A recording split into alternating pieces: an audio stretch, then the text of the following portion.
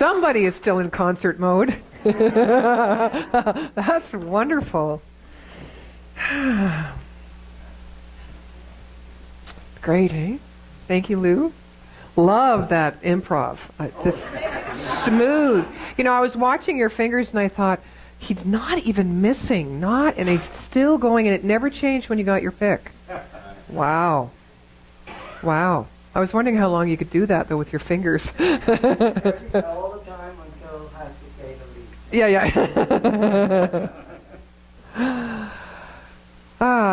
Acts of God. Now, this theme this month, we do new themes every month, and this theme is Be Still and Let It Flow.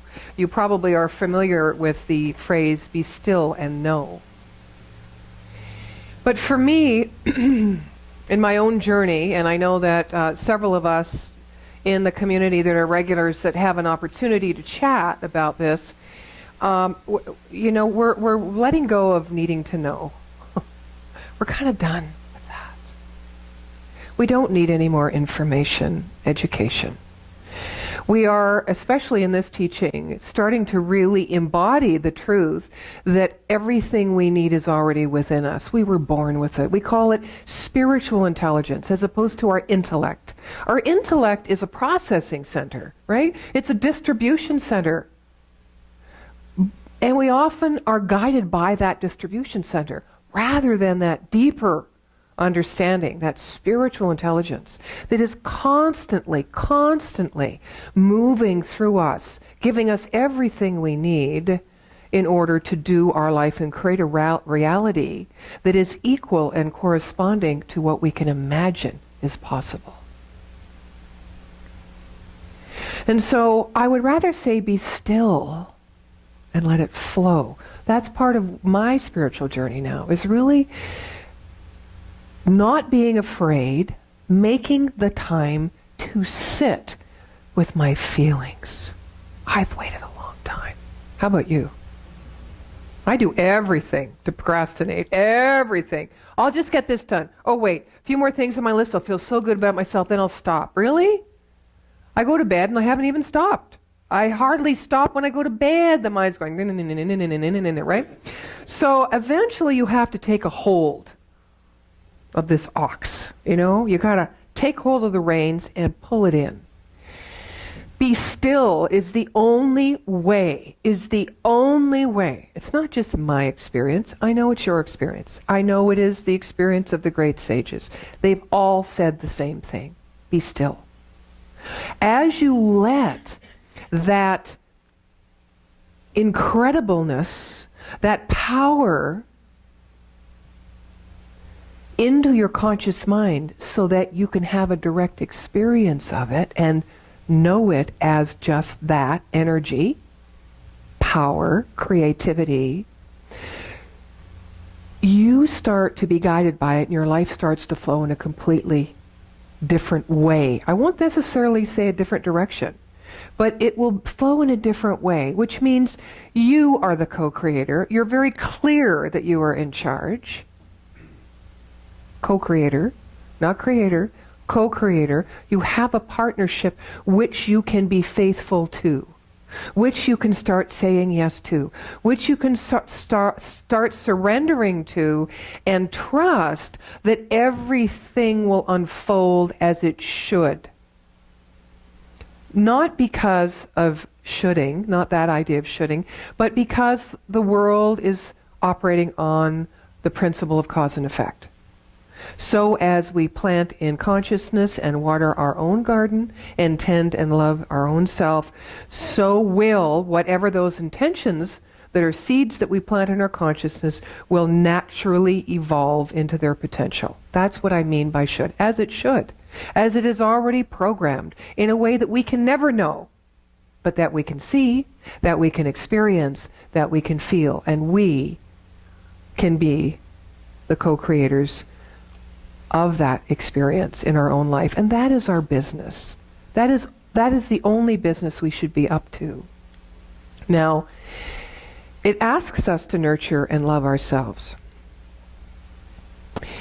I decided to talk about acts of God You'll relate to this. I was dealing with, of course, from last year, flood insurance living in Bragg Creek.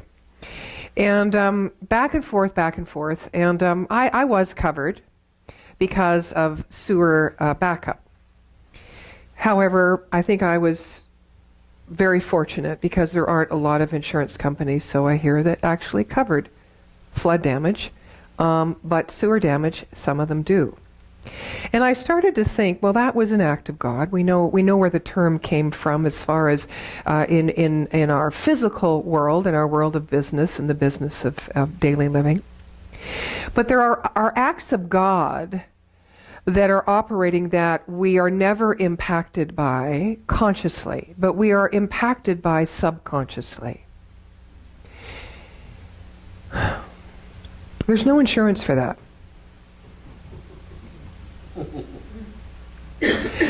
I started to think that truly we are our own insurance policy.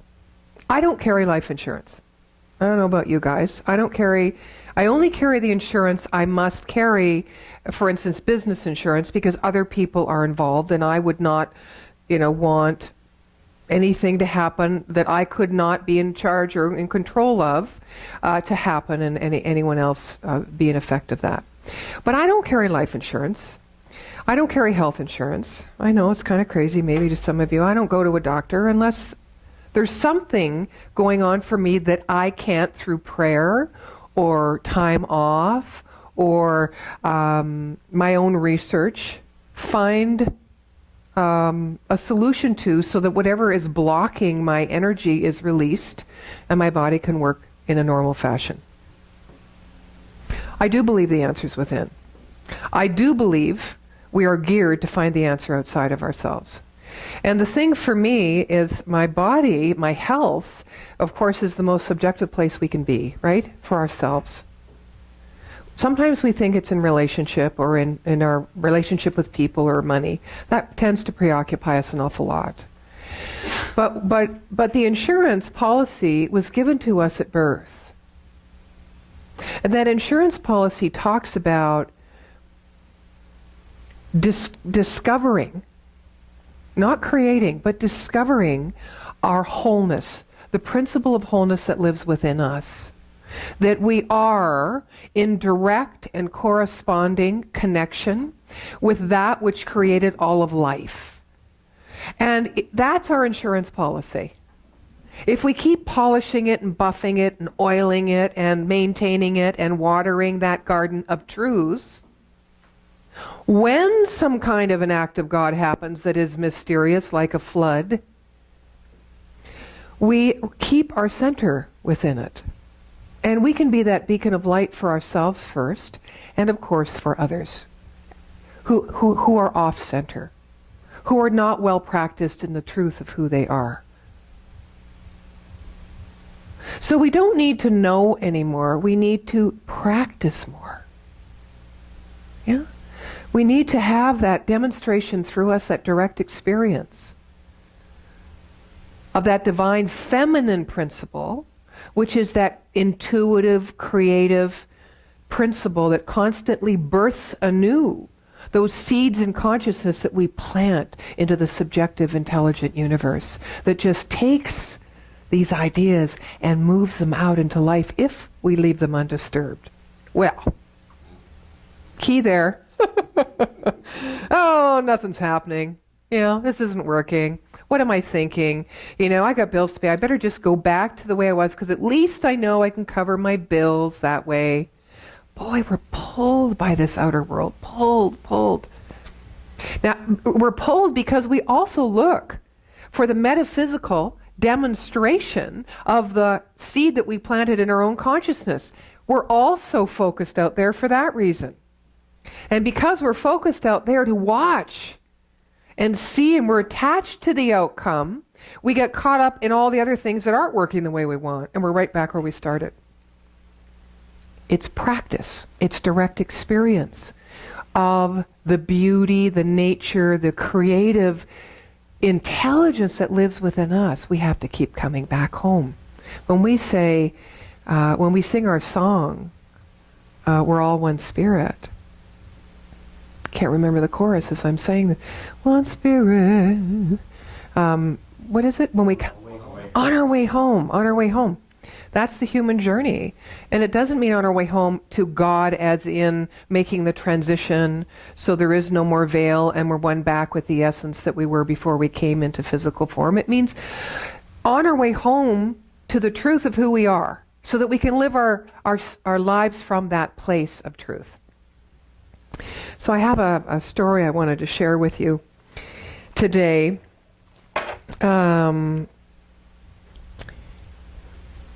It begins on a cold Christmas Eve in 1952, when Korea was in the throes of civil war. One young woman struggled along a village street, obviously soon to deliver a child, and she pleaded with the passers-by, "Help me, please, help me, my baby." Well, no one paid attention to her. A middle-aged couple walked by. The wife pushed away the young mother and sneered, "Where's the father? Where's your American man now?" The couple laughed and went on. A young woman almost doubled up from a contraction as she watched them go. And again, once she begged, "Please, please." She'd heard of a missionary living nearby who might help her, so hurriedly she began walking to that village. If only he would help her baby. Shivering and in pain, she struggled over the frozen countryside, but the night was so cold. Snow began to fall. Realizing that the time was near to deliver her baby, she took shelter under a bridge. There alone, her baby was born on Christmas Eve. Worried about her newborn son, she took off her own clothes, wrapped them around the baby, and held him close in the warm circle of her arms. The next day, the missionary braved the new snow to deliver Christmas packages. As he walked along, he heard the cry of a baby.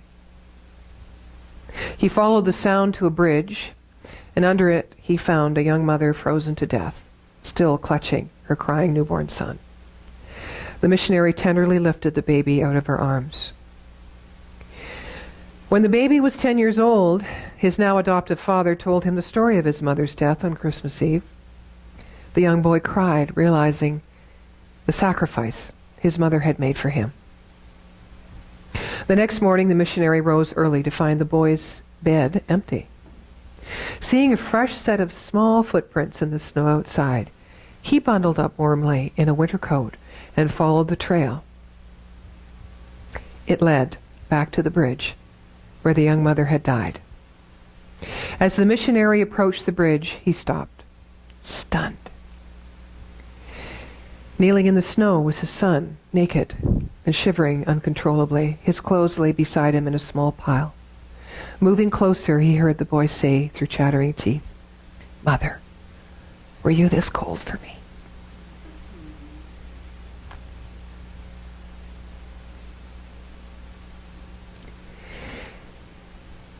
The nature of this infinite universe is unconditional love. It is therefore who we are.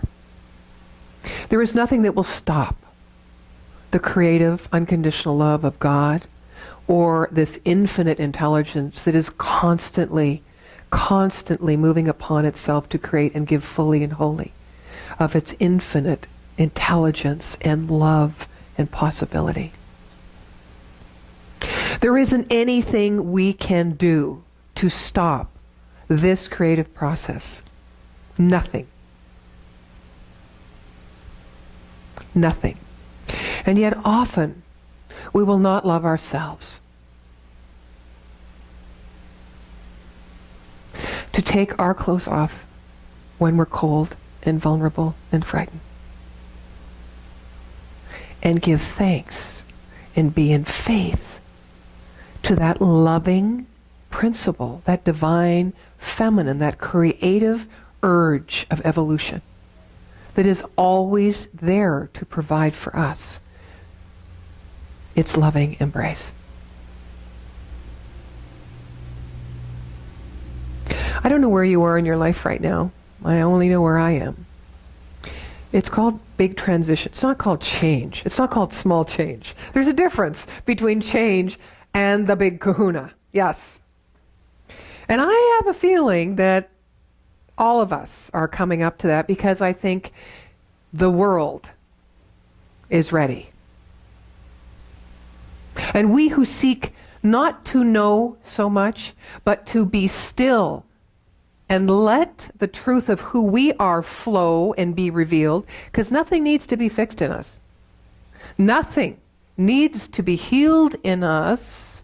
Only something of greater truth needs to be revealed. And as we come together to support each other, because we do need support. We do need people to remind us, to look into our eyes and say, I know who you are. Not, why are you thinking that way, or stop that silliness, or get on with it, or, feel the fear and do it. Not that. I had someone do that to me this week. That's why I'm a little passionate about this. I was like, what? You're saying that to me? Why? Why are you not saying, I love and accept you for exactly who you are, because within you is the answer for your life. I have no need to say to you what that is. Because the moment I say to somebody else what I think they need to hear, because of where they are demonstrating in their life, I have forgotten the principle of wholeness, of unity. I have nothing to do with that person. I only need to know the truth in my own mind about the wholeness view. Therefore, I can love. When we're busy fixing, we can't love. That works the same on the inside of us for ourselves as it does in our relationship with others. When we're really busy trying to fix what we think is wrong with us, what are we creating? We're creating what we give attention to, what we're focusing on. What is right with the world? What is right with us? This is what Science of Mind stands for. They say, oh, it's all good. And you can be in times of your life, and if you've heard that statement, you want to punch someone sometimes. Yeah, well, you're over there. You're not in my shoes. And you're saying, oh, it's all good. Thank you very much. Thank you for caring, and blah, blah, blah, blah. Right? And it's natural that you get your ire up when that happens. Because it isn't so much you want their sympathy or your compassion, is you want them to see the truth. Right? Just see the truth. Just the truth. Right? This divine feminine principle within us is the creative principle. We need to balance it with the masculine, right? And that's tough. It's tough to do because it asks us to be still with those deeper places where we feel. And that's where we often get stopped. That's where we've often run away from most of our life.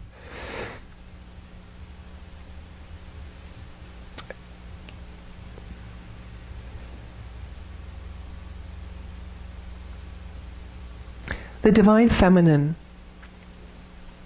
the creative process, is an act of God.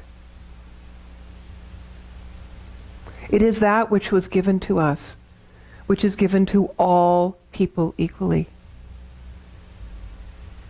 It's that place that allows the nature of the universe and its creative process to move through us.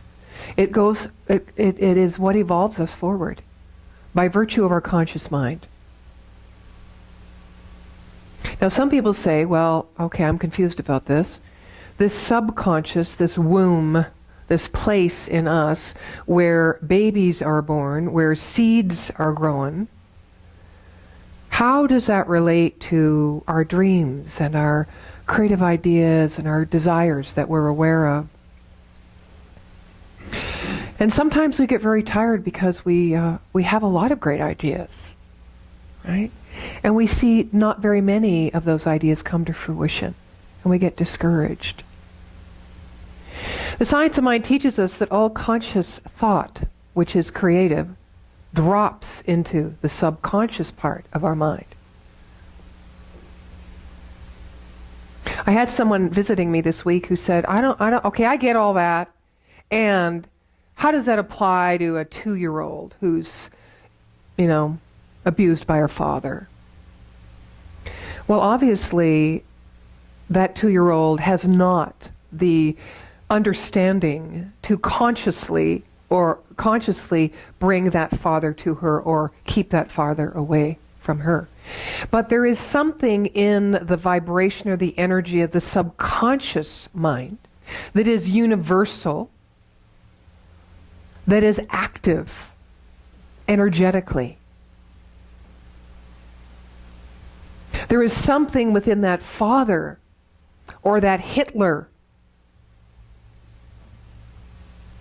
that is active, drawing in a greater vibration than can the conscious mind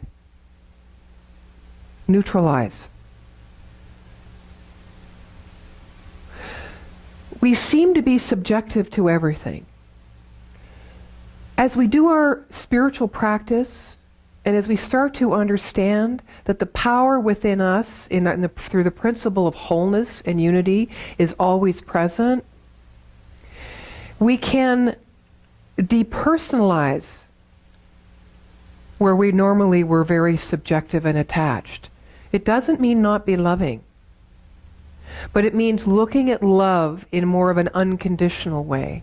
When we are attached to something that we feel, or we feel attacked or abused or abandoned or not heard or not respected, when we're so attached to that, we're not able to step out and witness and see a greater possibility of how that is truly within divine order, based on something within me needs to be revealed, not fixed or healed, but revealed, which means something I need to know about me, about the truth of who I am, needs to have a voice, needs to be recognized, needs to be spoken.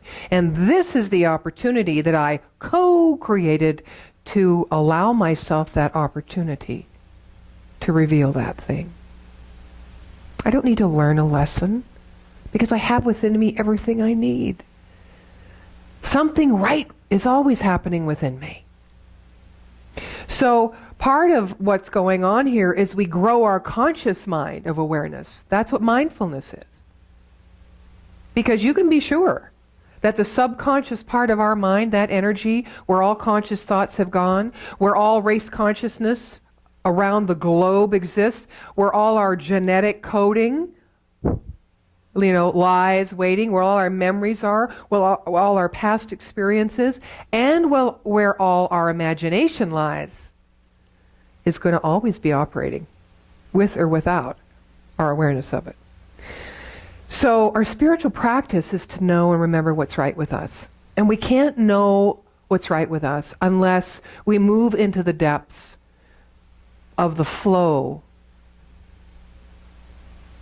of life itself, which is masculine and feminine together, which is moving our intellect and our heart together, which is having that direct experience of how we feel about things, which is starting to trust that feeling, starting to be guided by that feeling, so that we can stand and say, you know what, who I am is fine.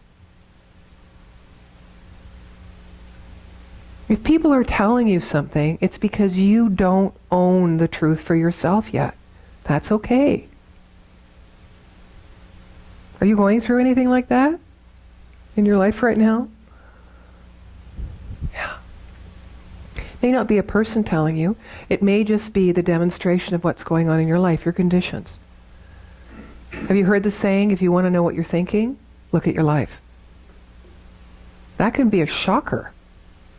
Because we are naturally moved beyond our conditions. We're naturally, through the divine urge within us and the nature within us that always is moving forward beyond what has gone before, because it's nature to expand and create. Because that is who we are in our spiritual nature, we're always looking. The problem is we look for grass that's greener. And you know the old saying, as soon as we get there, we're here and we take ourselves with us, right? So we can look. But with what eyes are we looking? With what knowing are we perceiving and creating? That's our work.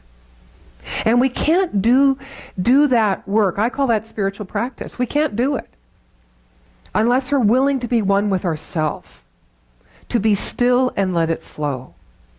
The acts of God are always going to happen. We will witness some, we will be exempt from some, we will survive some, and we might be taken by some.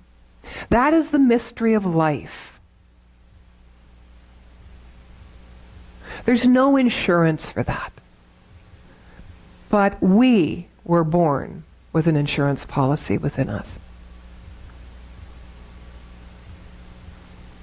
And that insurance policy is that we are whole, perfect, and complete just the way we are. Reverend Doug Craig stood here last week. His title was Say Yes to Life. And my guest who was here said to me, that's the point that really made me emotional. That I can't allow the flow of life to move through me, to guide me so I can feel one with myself and life until I accept where I am. So if our long vision, our farsightedness is going out here to get something or create something that we want to experience because we don't have it now and we want that experience, Science of Mind says you need to create that experience right where you are and let go of how it shows up, but know it will. Trust it will, right? We can't create that experience now if our non-acceptance or our belief that we are wrong or not good enough or whatever is going on is pushing up against it. You see how the seed will not grow in an enriched soil. So you see where the work is. And it's the same for all of us. Isn't that cool? Doesn't matter where we were born, how we were churched, if we were abandoned, if we were a foster child, if we've been into... See how nothing matters. The principle matters. We keep coming back to that principle of wholeness, of perfection, of truth. Everything that we need is right here. We don't have to spend money on insurance. Yeah. That little boy who took his clothes off. You're going to have that image as you go through your week, I know. It was an image for me when I read the story. God hasn't sacrificed anything for us. We don't have to sacrifice anything for God. God is what God is. Infinite. It needs nothing from us to function, to create, to evolve. We need nothing from God in the way we think we do. We need to love and nurture ourselves, which honors that life that's been given us.